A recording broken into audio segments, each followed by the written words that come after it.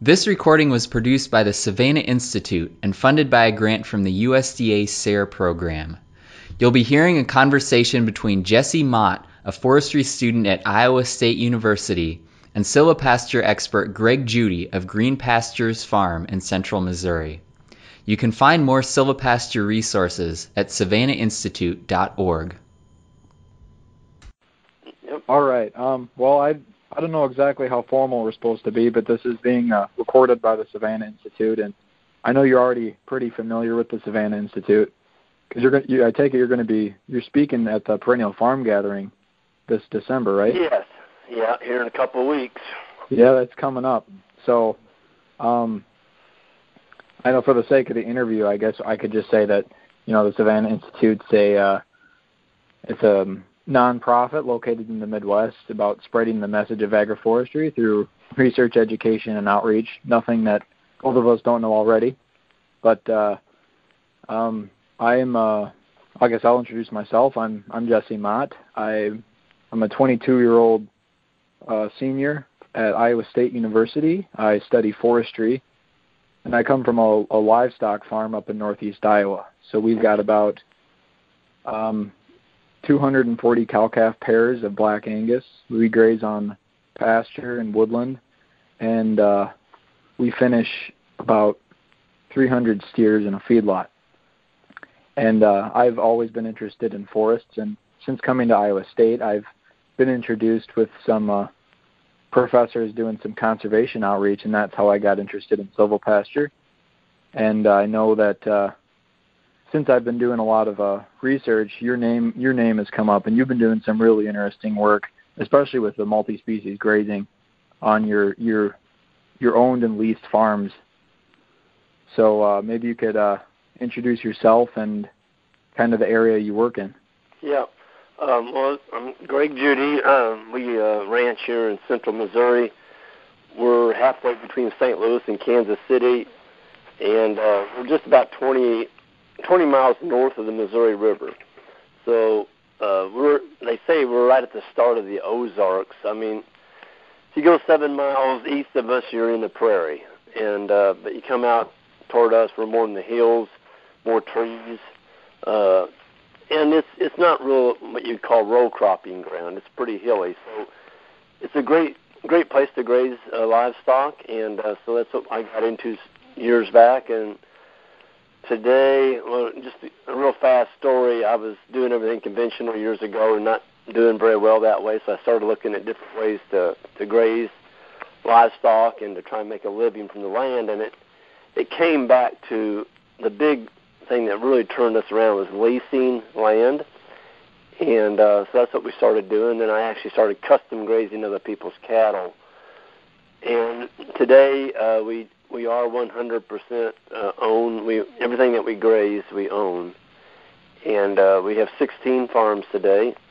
4 of them we now own. They're all within about 5 miles of our residence, and so we can keep our cattle basically as one large mob.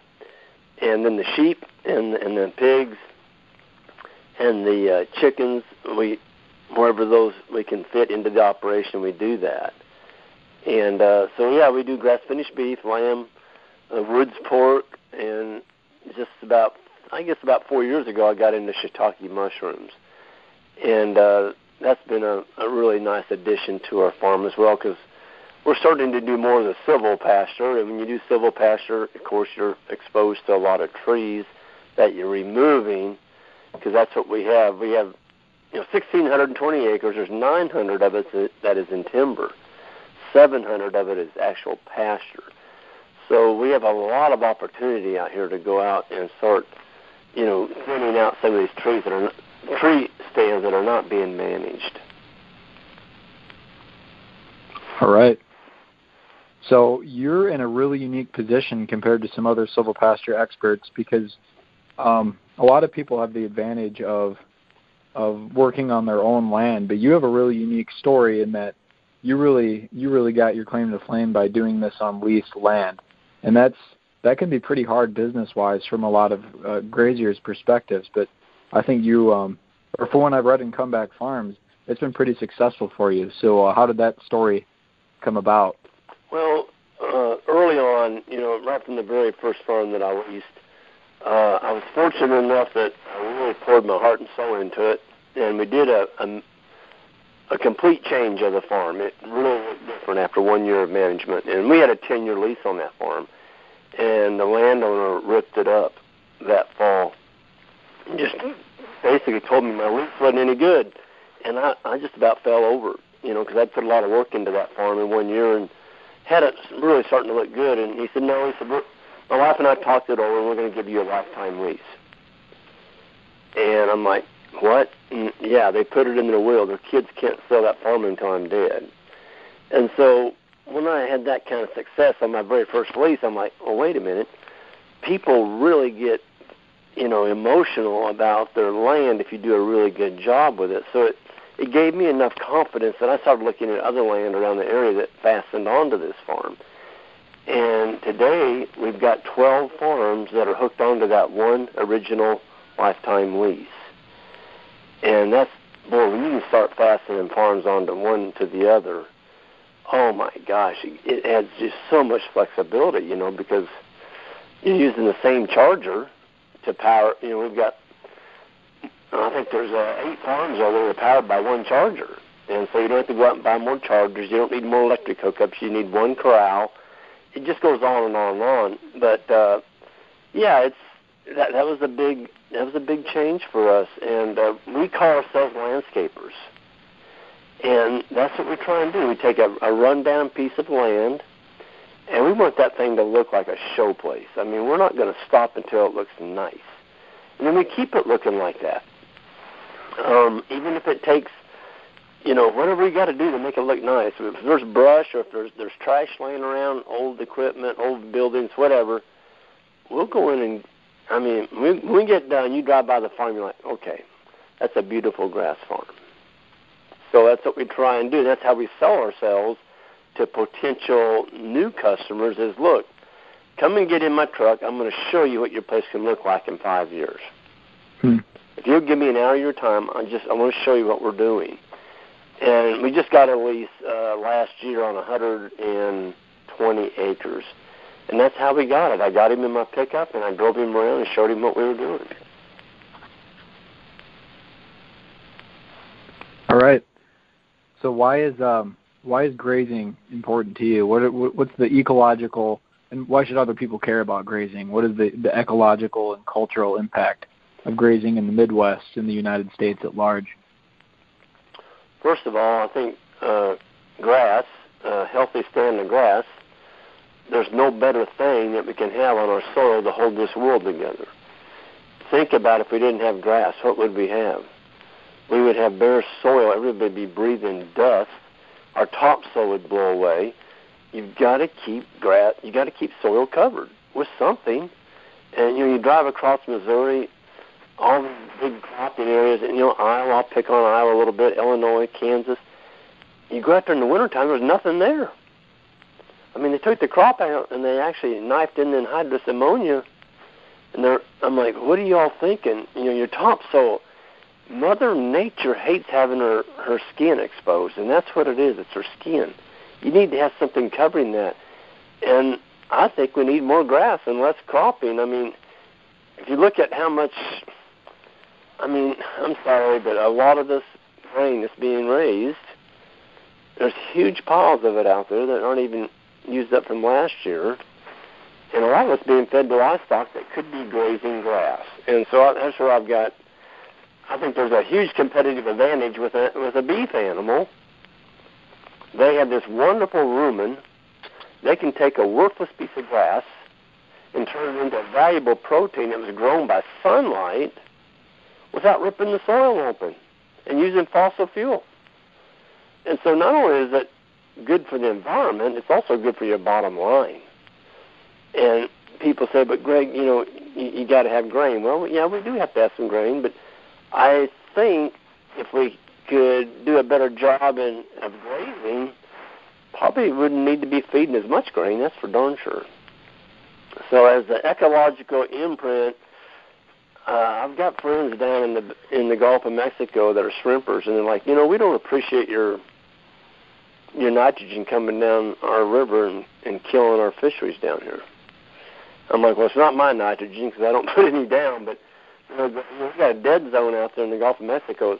I forgot how big it is, huge, 7,000 to 8,000 square miles, and a lot of it is the excess that's running off this land that, we farmed it now, folks have, where there's no carbon and there's no organic matter left in the soil. And so you can't hold the rain anymore. It just runs off. And if we could get the organic matter back in our soils and hold the rain where it fell, we can grow better crops, we could grow more grass, so we wouldn't have as much pollution. We can't even keep a fish now out of the Missouri River. If you go down there and fish and you catch one, you can't even eat it. There's too much chlorine in there, and it's just, how can you poison the river the size of the Missouri River? It's huge, and you can't even keep a fish out of that. So that tells me our farming practices are not very conducive to, having a better planet. We should leave it better for our children, and I don't think we're doing that. The washed out goalies between every corn row are a testament to that. Oh my gosh, I went up to Iowa, it's been probably 7 years ago. I spoke at the Practical Farmers of Iowa. It was a long time. It's probably been maybe 7, 8 years ago. And we had a conference meeting the night before, and everybody just told what was on their mind, sitting around tables that night. And it came to me, and everybody was talking about different things. And I said, well, I just can't believe that you are farming some of these hills up here. I just couldn't believe it. And there was dirt that had washed out across the interstate, 2 or 3 inches deep, because you'd had a big rain. And these huge gullies coming down these crop fields. And one guy stood up and just barreled out, said, Greg, don't worry about it. He said, we are just trying to send Missouri all of our topsoil. Well, I guess that's one way to look at it, but, it got a pretty good laugh out of the crowd. But and I see it in Missouri. There's places in Missouri that do the same thing. They just plow in or disc in that big old dip that they washed out for that cropping season. They plant over it again, and then next year, guess what? That big old ravine's right there again. Where did all that dirt go? It's not on that land anymore. It's down in the creek. So we can't keep any nation in history that's destroyed their topsoil that's failed to exist. It doesn't exist anymore. And us as a nation, our topsoil should be top priority.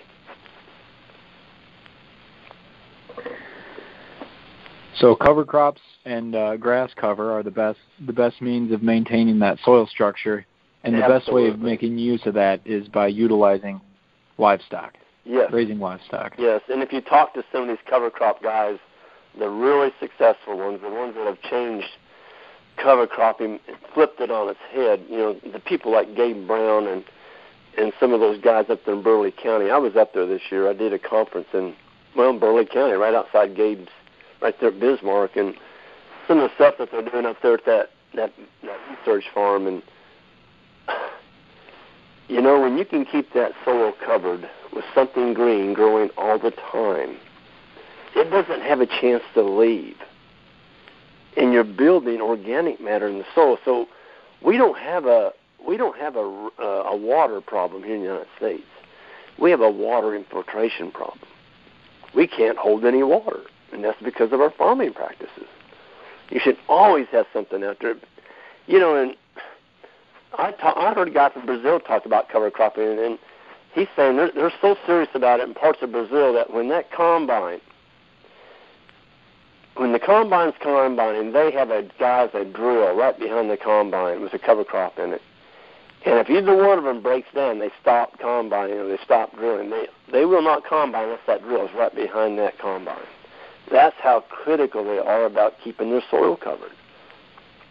And I'm like, you got to be kidding me. He said, no. He said, if the combine, if the drill breaks down, the combine stops because he is not going to leave any bare ground out there. He's going to make sure there's some seed in right behind him. I'm like, wow, that's taking it to the extreme, but, kudos to them. But I really believe, if you're going to take cropped land and turn it into forage, I see this all the time. People want to go back to grass. I think you ought to do cover crops first to get some biology going in the soil, and then maybe go back to perennial pasture. But if you take a perennial seeding and put it right in behind, let's say, soybeans or corn, you're not going to get a very good stand because there's no biology in the soil. It's been nuked, and there's no soil structure to hold those fine little grass seeds. So cover crops is a great way to go from that Absolutely that bare soil to a perennial seeding. Yes, and even Gabe Brown is a huge cover crop guy, but he says your end goal should be to get to a perennial pasture. Keep that land covered, and boy, I 100% agree.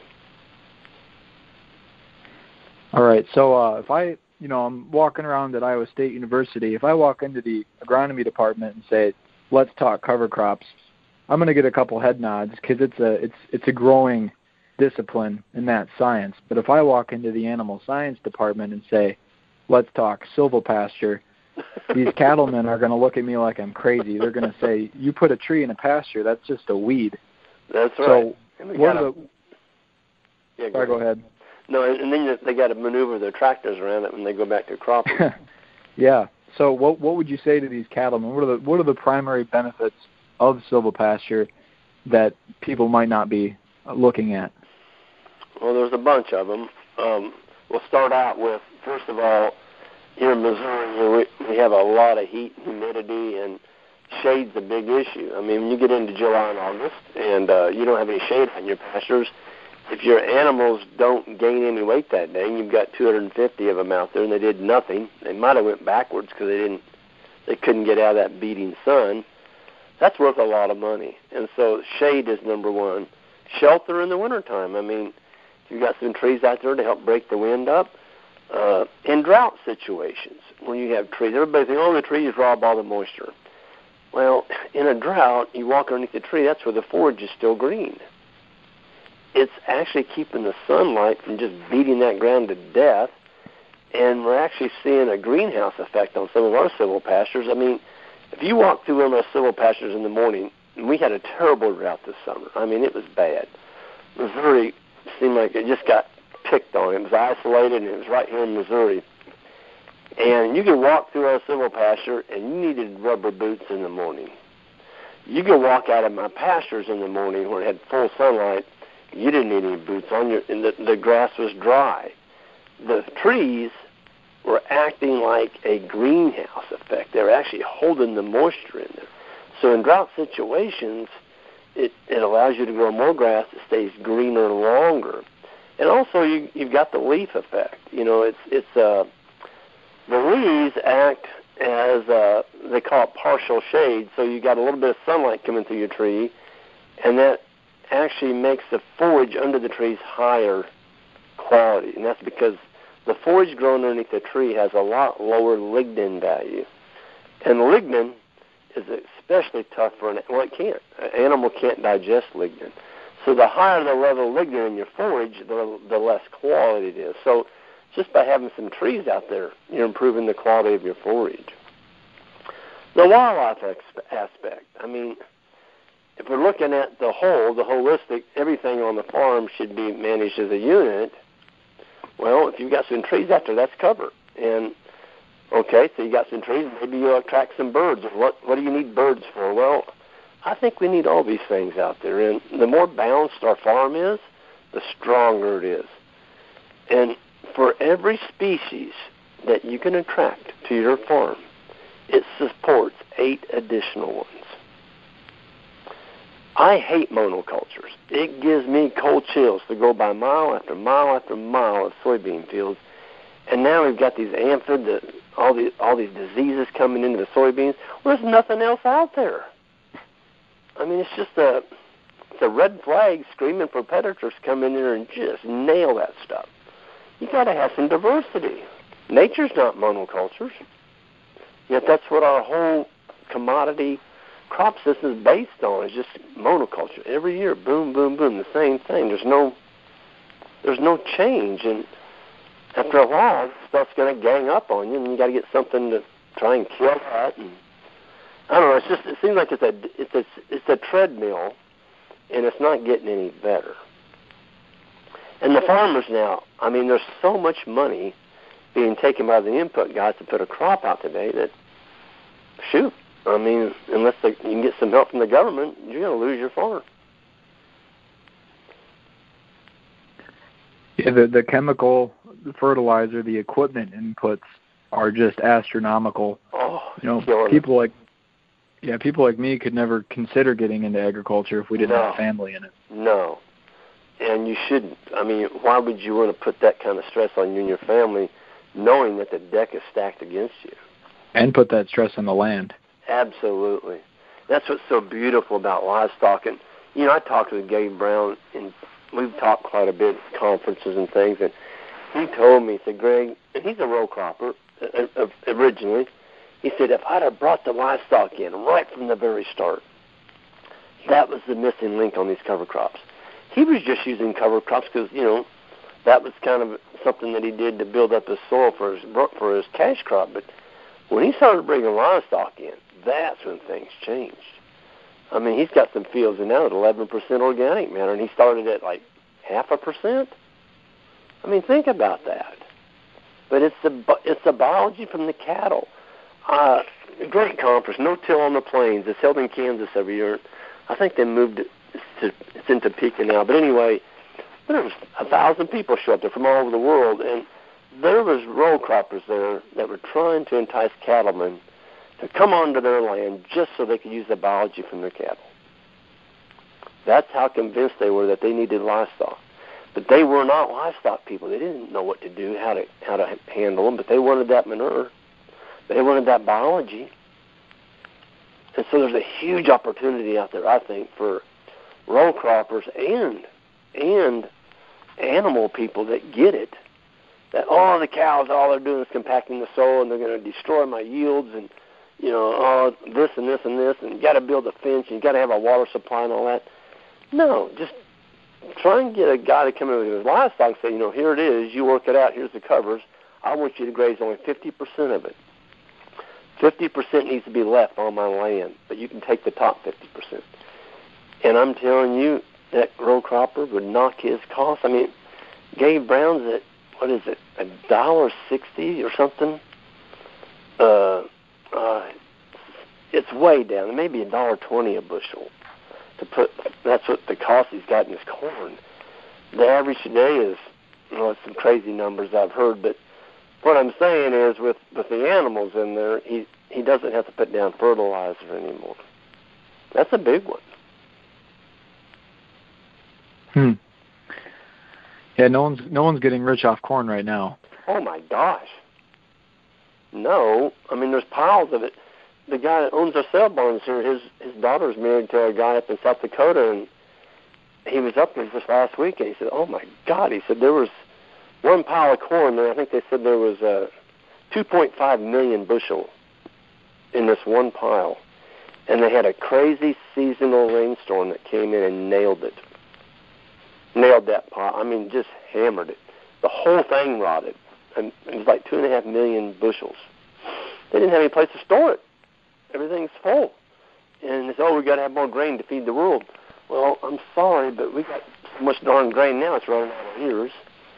And, that's why it's not worth anything, because we're producing too much of it. People can't eat it all. So before something is a healthy pasture with a perennial seeding or with trees already established on the site, what do you need to do to develop a pasture to make it ready for grazing? Besides the obvious. Well, you've got to have some form of electric fence, and so you're going to have a power source and a plug-in charger or a solar charger. And then it's nice to have some kind of water. You got to have water for livestock, so you got to establish a water point or two. And with this technology they have today, if you're just a seasonal grazer, or you just graze it like in the fall after the crops were out, or whatever, I don't know exactly what which option you're looking at, but you got to have water. You got to have some electricity to power your fence, and it's pretty nice to have a portable catch area where you can move it around from farm to farm if you were just doing like custom grazing on people's corn stalks or cover crops, you got to have a way to catch the animal. And so, some of that's some of the overhead that you'd be looking at. If let's say you got a long-term lease on a piece of property, the first thing I would do is make sure I had a good perimeter fence on it, because you don't want that liability. You don't want your livestock getting out today, and there's just too much risk. And so, number one for me is a really good perimeter fence, and then very few internal fences. I don't want to chop the property up with a bunch of internal fence. And if you're working with somebody that was doing covers and they wanted to go back to a cash crop, they don't want you putting fence in the middle of their field either. But with the poly wire or the poly braid and these geared wheels and the step-in posts and the equipped ATV set up correctly, my gosh, you can put up a week's worth of fence for livestock in about 2 hours, on an ATV. And so the best money made is moving livestock onto a fresh piece of grass, because they're just putting on so much weight, and they're doing all the work. See, they're doing all the work. They're harvesting it, they're fertilizing it, they're giving you some animal impact, and they're leaving.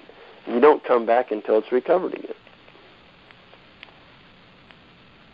So there's a unit you use in comeback farming, cow pounds per acre, or? Yes. So yeah, what's a healthy amount for you? For how many pounds per acre? Yes. As in stocking density, or what are you talking about? Stocking density. Yeah, the stocking density, and that's a $64,000 question, because it all depends on how thick your forage is and how much feed you have out there. But if you turn the cows into let's say you got 10 to 12 inches of grass out there, I'm more focused on my animal performance. In other words, I want my animals to really, really perform well, because that's where the money's made. The money's made on animals that breed back. The money's made on stalker calves that get fat each day. Okay, and just in the mythology of them going through their grazing, they're still going to poop. They're going to trample some of that on the ground, but you need to focus your animals on taking the top third of that plant. And they're not going to take the top third on every one of them. Don't worry about it. But make sure their grazing behavior is more up on the upper part of the plant, and then move them. And don't come back until that's regrown. And so we're finding out, especially in droughty years, the more residual you can leave out there between grazings, the more you can leave behind with each grazing, the quicker that plant will come back. And let's say you're in July and you've just taken a third off, and now it doesn't rain again until October. You haven't had any rain all summer and 100-degree temperatures. Well, if you left 8 to 9 inches out there, you can go clear through your rotation and come back. There's going to be something there for your animals to eat. You're not going to have to destock. So it's all about moisture, making sure the plants are recovered, and making sure you leave some residual. Don't get it so short that if you do get a rain, it's not going to do any good, because all the rain runs off. That's what happened here this summer. We had people, well, we got to have inch last night. It sure didn't do me any good. And I'm like, my God, it did us some good. I mean, you could see it. I mean, our grasses would take off. But the neighbors that had grazed it weren't managing their grass. They were right. It didn't do them any good. So it's all about management. You got to cut your numbers of animals, too. If you get in summer and it's hot and dry and you're not growing very well, by God, you ought to sell. There ought to be 10% of those cows that ought to go to town. Get rid of them, quick.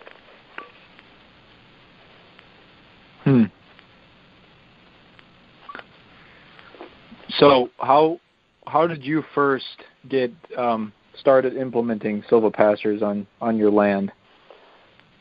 It was all kind of by trial and error. I mean, I didn't know a whole lot. I knew that I had a lot of timber, and what kind of got me intrigued is that some of the timber wasn't quite as thick. It was kind of what you call second growth stuff. It didn't have any really nice marketable logs on it. I was seeing big blue stem and stuff down in there. And I'm like, now wait a minute. Big blue stem growing down in the woods like that, and it's like, that used to be pasture. And so I took it back. I went and tied ribbons on my best trees, and when I did a mixture, I left a little hickory and oak and I don't know, there's wild cherry. I left like 6 different species in there. And then I cut out all the other trees that weren't marked and got rid of the trees. I mean, got them off the land.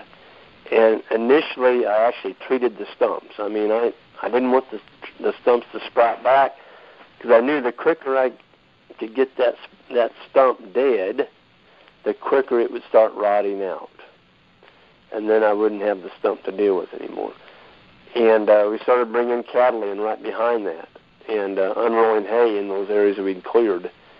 And the hay was unrolled in the wintertime because in the wintertime when it's really nasty and cold and a lot of snow and there's wind, those silvopasture areas are pretty darn nice to feed in because there's some shelter down in there. And so we unroll hay knowing that they're going to waste some of that, and that's what we're trying to do. We're trying to get some of that carbon placed down on the ground.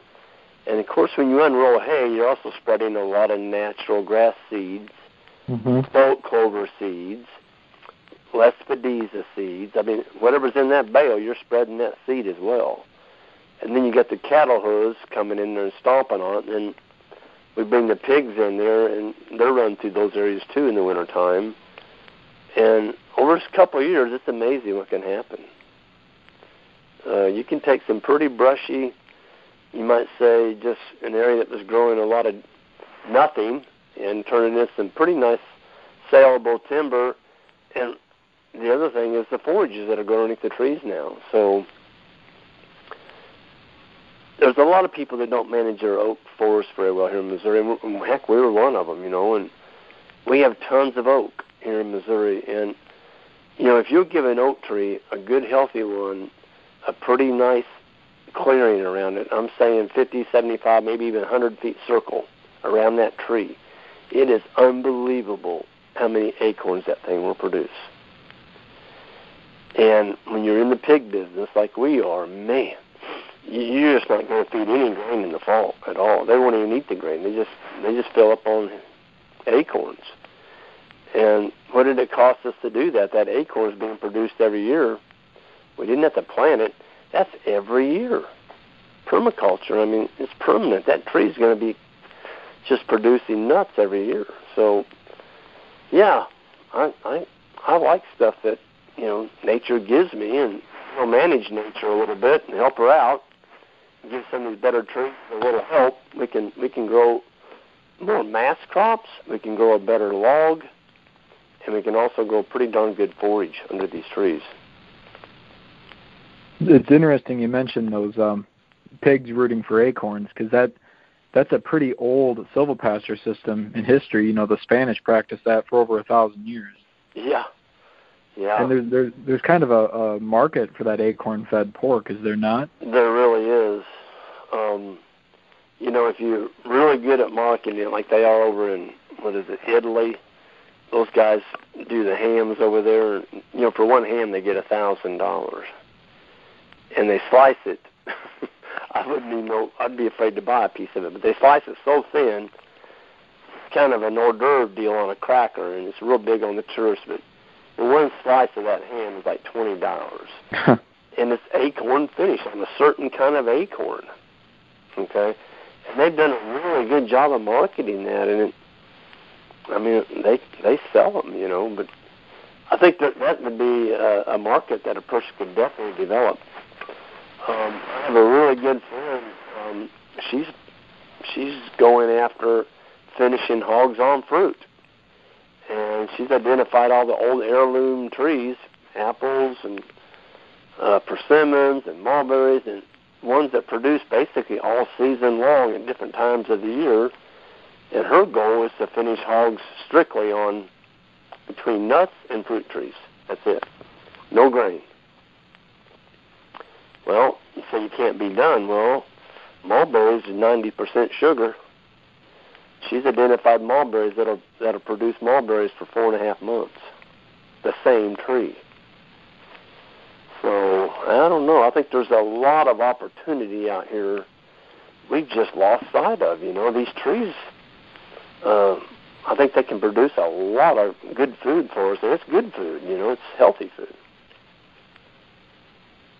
Do you have to take any special precautions with hogs I've heard they can be especially damaging to both pastures and trees. Yeah, you don't want to let them out in your pastures if you don't, especially when it's wet. We keep our hogs pretty much in the Silvopasture areas. They're fine. They don't seem like they turn out too bad. The biggest thing about hogs is don't let them get bored. give them big areas. And if you tighten hogs down, only give them a quarter acre, and you're only moving them twice, let's say every couple of days with hot water, they're gonna just nuke it. If you give them I'm talking, let's say 25, 30 hogs, and we're talking 150, 200 pounders, you need to be giving them probably 10-acre plots, 5 to 10-acre plots, and moving them every couple of days. Because I'm a big hunter. I love deer hunting. I love turkey hunting. And the husband that are running pigs on our farm, I'm like, this is what I want. I don't want my woods looking like they're nuked. I don't want bare soil up in there. And they move them so darn fast. I was just up there last night deer hunting. I couldn't even tell the hogs were in there this summer. You just couldn't even tell it. So, yeah, hogs will destroy timber, absolutely.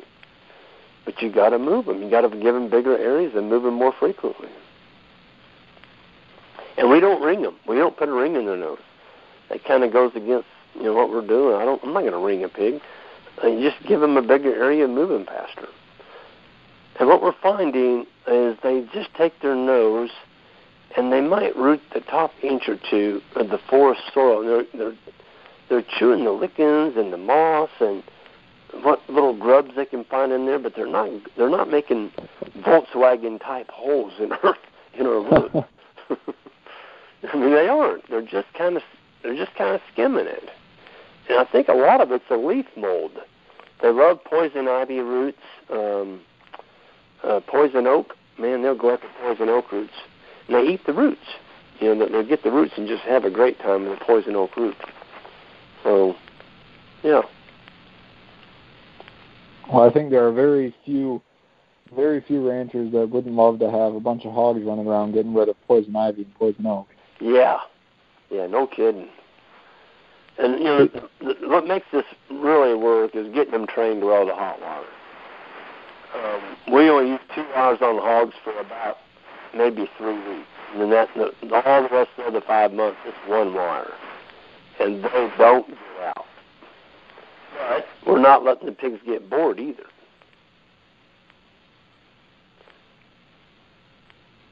Right. So you mentioned you mostly take existing woodland and clear out brush to form your silvopastures. That's what we're doing. That's our biggest enterprise as far as, I say, that's our biggest opportunity. We have planted over 4,000 trees in the last 3 years, and we get most of our trees from the Missouri Department of Conservation. They have a seedling program, and I plant anything that'll have a mast on it, some kind of mast crop. If I'm going to plant a tree, I want it to drop something on the ground to feed my livestock or feed myself. So, honey locust, oak, chestnut? Oak, persimmon, mulberry, chestnut, hazelnuts, anything that'll, even oaks and hickories, and anything that'll produce some type of food. Pecans, we planted a lot of pecan trees, and we've got some pecan trees that are producing fruit now on some of our farms. And, if you had those things scattered out around your farm, boy, you talk about putting some good weight on a pig. Pecan finished hams, that would be pretty cool. Huh. Do you notice certain trees working better for certain species of livestock? The hickory is absolutely the top tree for pigs, as far as what they like. I'm telling you, those darn pigs, they'll walk over 5,000 acorns to get a hold of one good hickory nut. The hickory nuts, but if you taste them, even as a person, crack open an acorn and you crack open a hickory nut and you eat it. That hickory nut's much more delicious. Oh, my gosh. Bitter tannin of the oak doesn't agree well with me. No. And I had a friend that soaked some last year and actually made some acorn pancakes out of them. And he had to soak it twice in water to get the tannins low enough that you could stand to eat the pancake. But the darn hickory nut, even the shells in the hickory nut have oil in it. And that's what I noticed about the pigs. When they eat the hickory nut, they eat the whole nut. They don't spit out the shell. They eat the whole darn nut. And it sounds like they're eating a bunch of peanuts out there, just crunch, crunch, crunch, crunch. But on the acorns, they will spit the shell out. They just eat the nut inside. But you mix them together, you get a 50-50. You put acorns and hickory nuts in there and throw them on the ground in front of them. They will eat every single hickory nut first. Then they'll go get the acorns. But they will not eat the acorns first. They always go after the hickory nuts. Those are what I call the candy bars in there. Man, they're going to nail them. It's fun to watch. It's absolutely just one of the most enjoyable things there is to watch pigs eat nuts. I've really enjoyed hearing you talk about hogs, both here and in your book. I mean, I've always had this love for cattle because we graze cattle on pasture, and then you get to know the animal because of how it interacts with its environment. Yep. But we have 2,000 hogs that we raise in confinement. Yep. I've always disliked hogs just because you raise it just on that one type of feed, and it's a boring animal. But yes. When you're learning from someone who's raising them like you are, you respect that animal in a whole different way. Oh my gosh, they're unbelievable. They are the most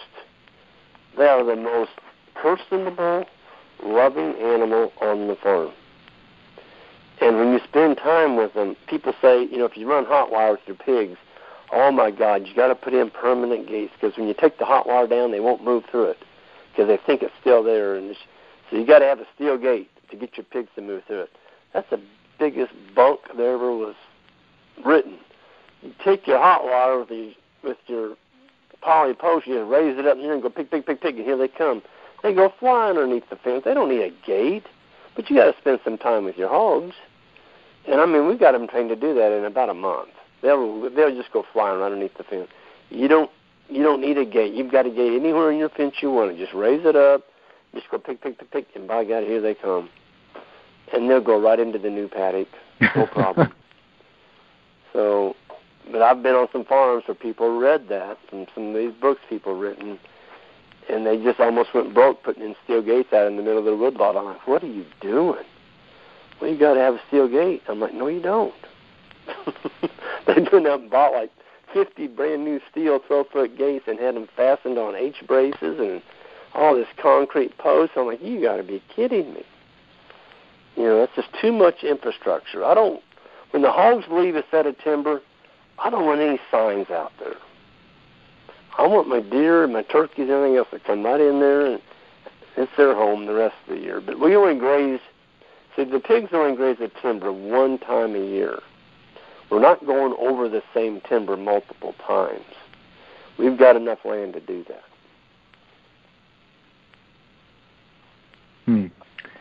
Definitely want that big rest period for hogs.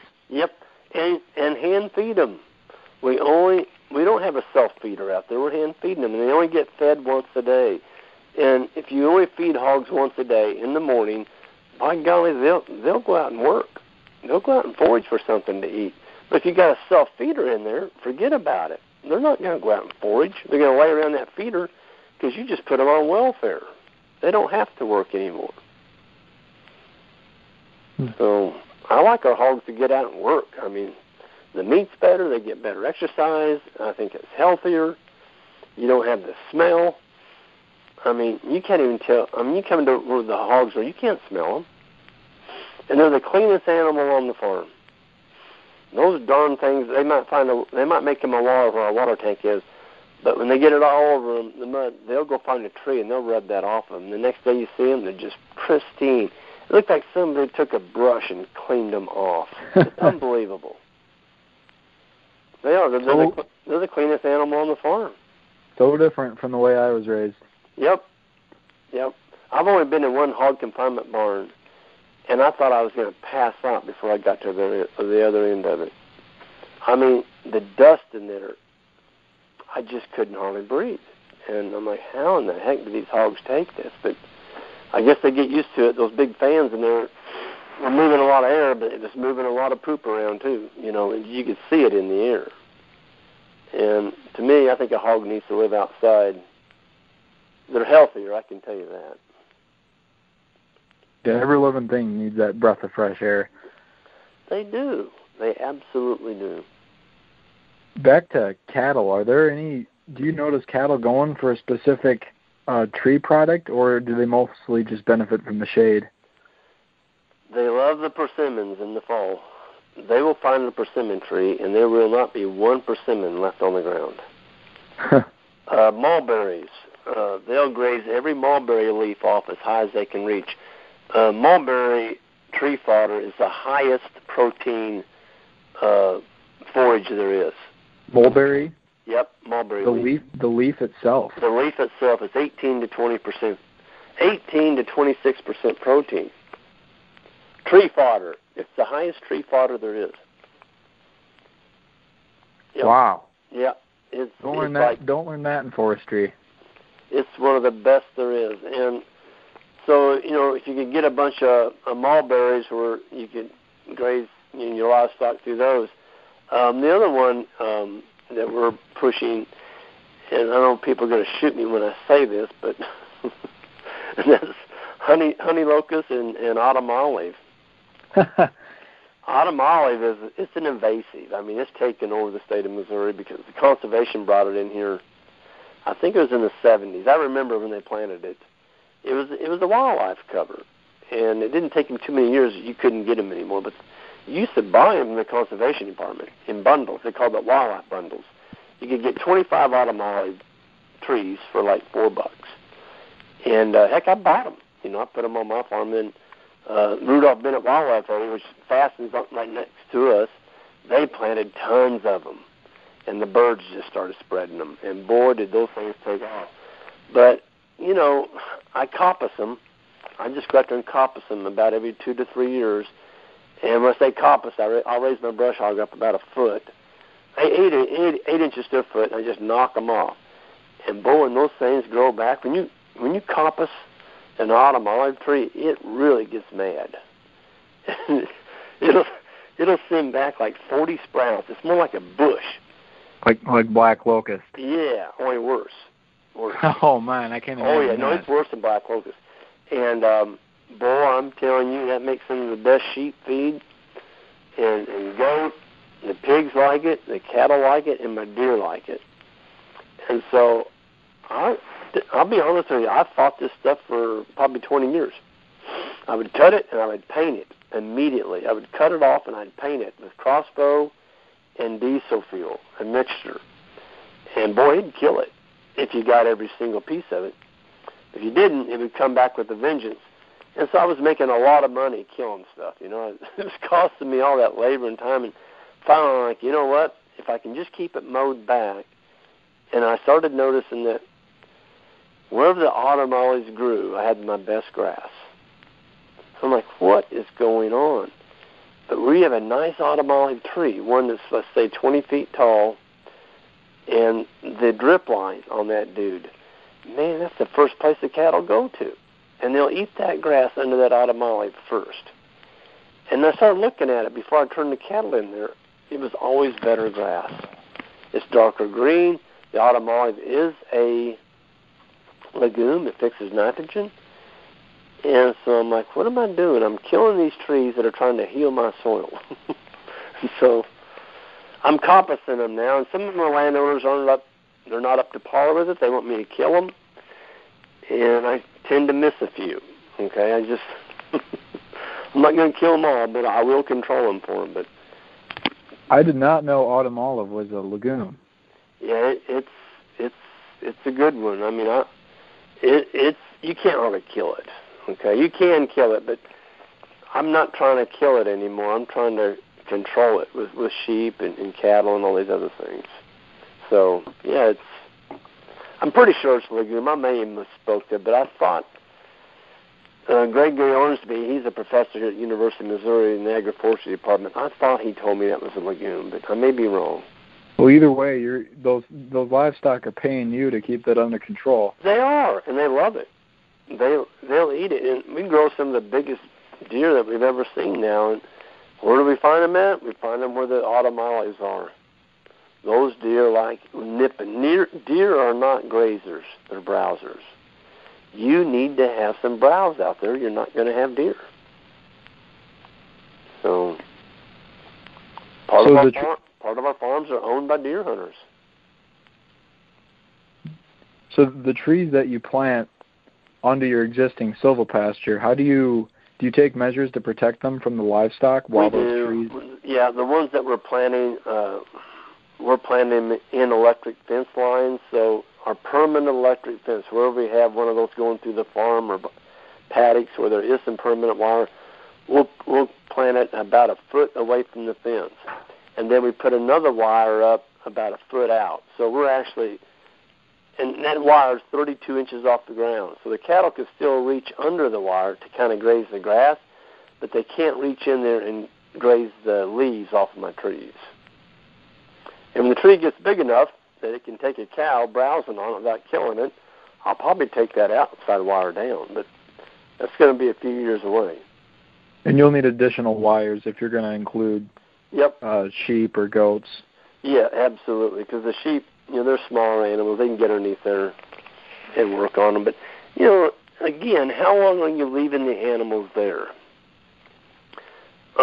For sheep to really go after trees and kill them, you got to have them in there pretty tight, and you need to leave them there a little while. If you're moving, like we move our livestock twice a day, all the cattle.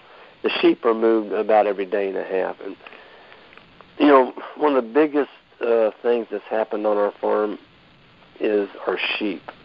We've got them trained now. We've got them broke down to one single wire. We can keep a sheep in with one poly braid. And I tell the sheep farmers what we're doing. They look at me and start laughing. They just know I'm lying. You can't do that, Greg. I'm like, well, you can come out here and look. By God, we're doing it. And it took us a whole year and a half to do it, but we did it. We started with 3 poly wires on all 4 sides. Then we went down to 2, and now we're down to 1. We've been at 1 for about 7 months now. And by God, they're staying in.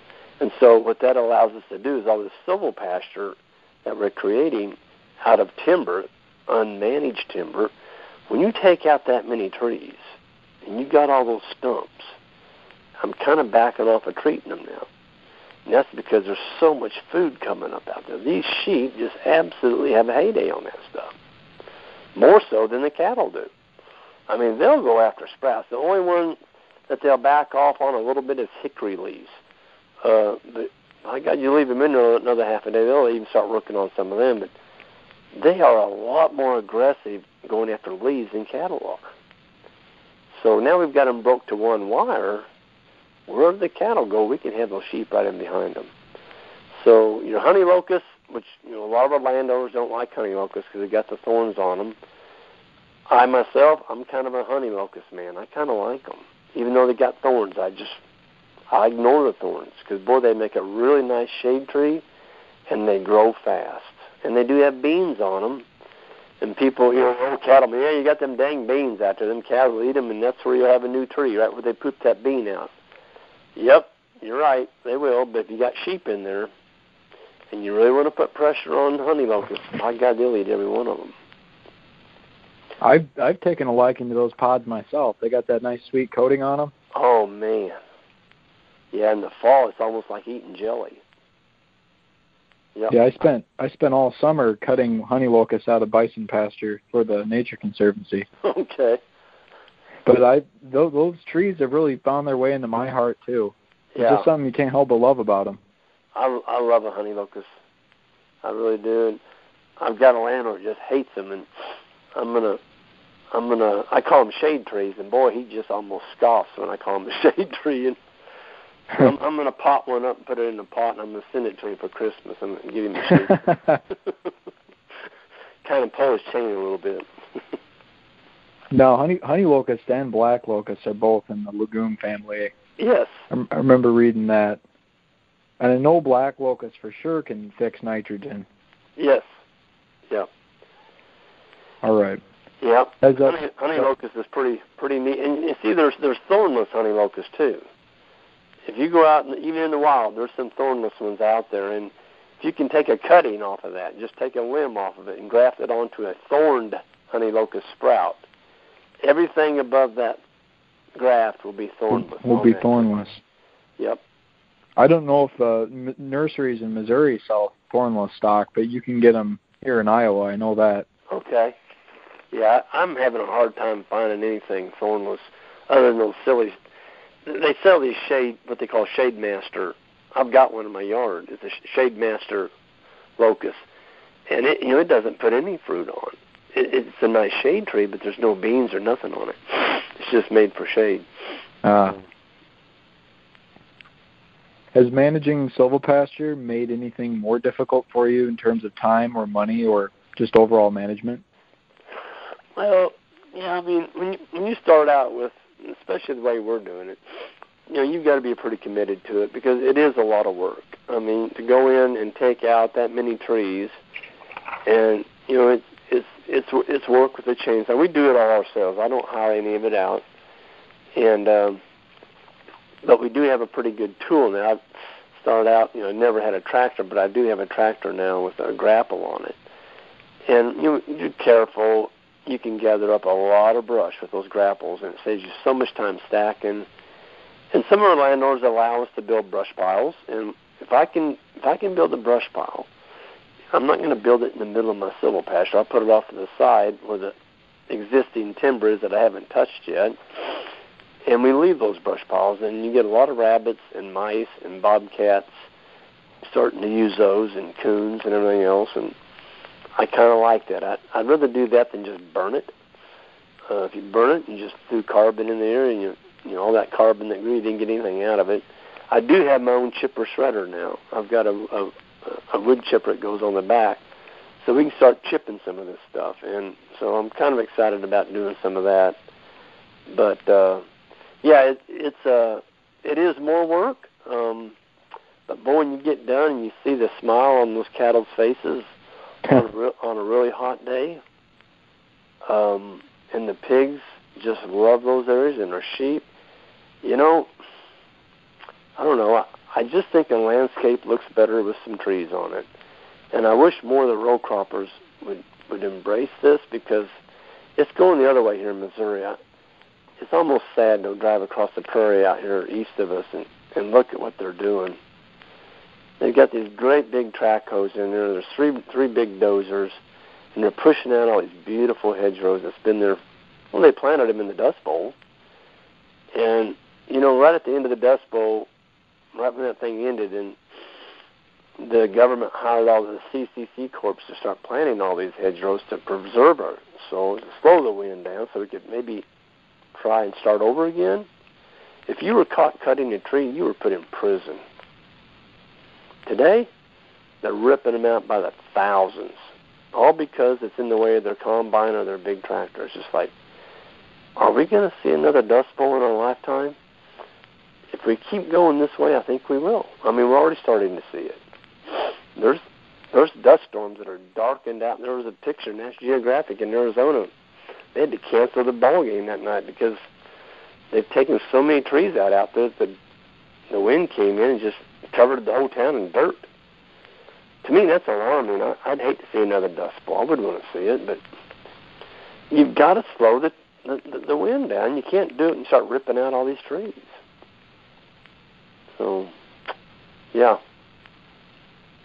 Yeah, permaculture makes a lot of sense, but it's hard to fight against mechanized agriculture. It's just so economically powerful. I know it. I don't have the answer to that. I really don't. I don't know how. One thing that would help it, and I don't know how, we'll probably never live long enough to see it, that would be for the government to stop subsidizing crops. If they would stop subsidizing crops, just take away all farm subsidies. They did it in New Zealand. They did it overnight. I mean, the government came in and absolutely stopped it. And about 35 to 40% of the farmers went out of business. But the ones that stayed in were the ones that adapted and became really good grass farmers and learned how to grow grass and manage their grass. And they got $1 million farms over there. I was over there for a month. I did 4 schools over there. And was flabbergasted.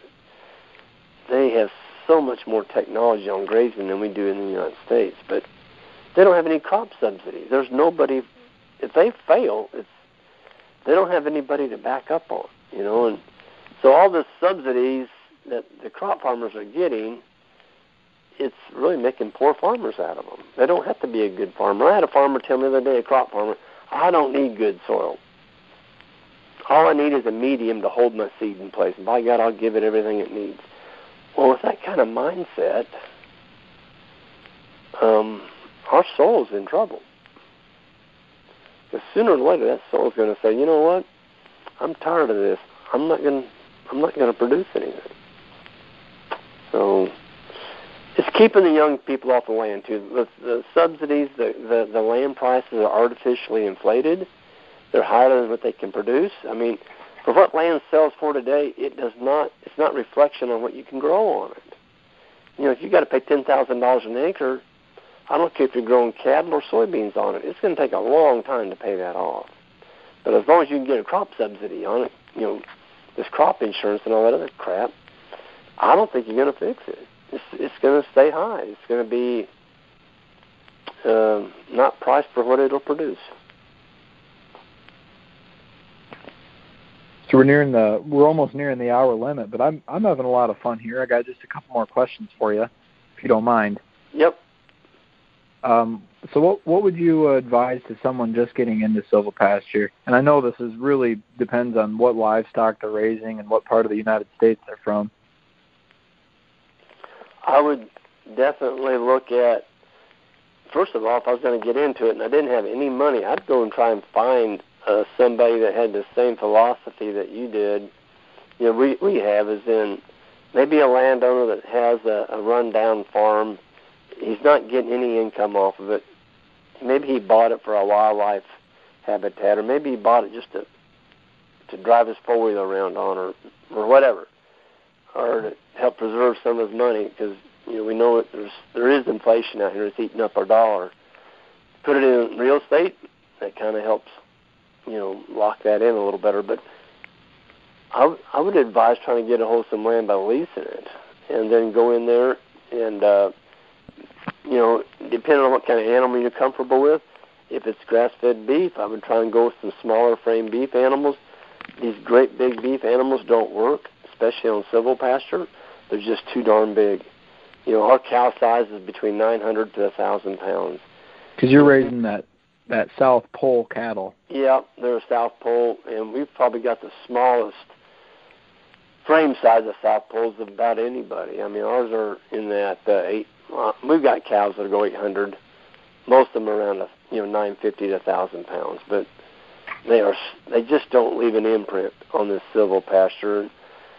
I just made a video yesterday.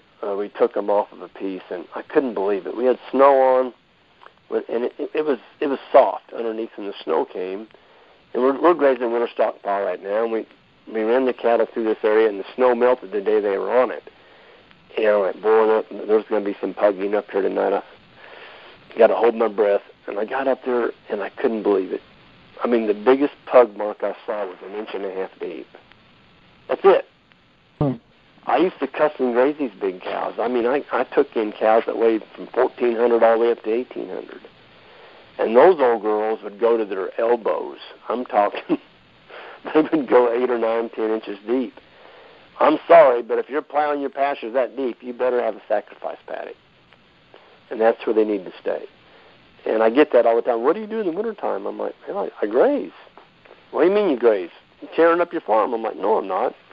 I've got small animals, and we move them faster. We give them a bigger area, and we move them faster. We don't tighten them down. I'm not focused on mob grazing in the wintertime. I'm focusing on not pugging my land. But here's the beauty part of it. If you graze it correctly, you can come back around again in the wintertime and get another grazing on it. Stockpiling your forage. Yes. Yeah. You stockpile in the farm and get 2 grazings on it in the wintertime.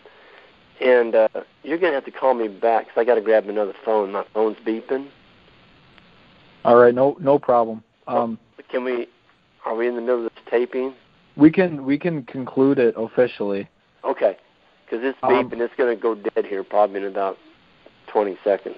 All right. Is there a takeaway message you think that anyone in or outside of agriculture could take away from this? Well, first of all, I think you need to try to mimic nature as closely as possible, and don't fight or learn to embrace Mother Nature. And the more we can do that, the more money you leave in your pocket at the end of the year, and the healthier the environment will be around you and the animals and your community. Well put. Well, thanks for talking. I can call you again in a little bit, but this will be the end of the official interview. Okay. It was great talking to you. I hope anyone listening gets a chance to see you at the Perennial Farm Gathering, or at least read your books. All right. I'm almost done with Comeback Farms myself. It's an excellent book. I'm learning a lot from it. Thank you. Well, it's been enjoyable talking with you, and you had some really good questions. Thank you.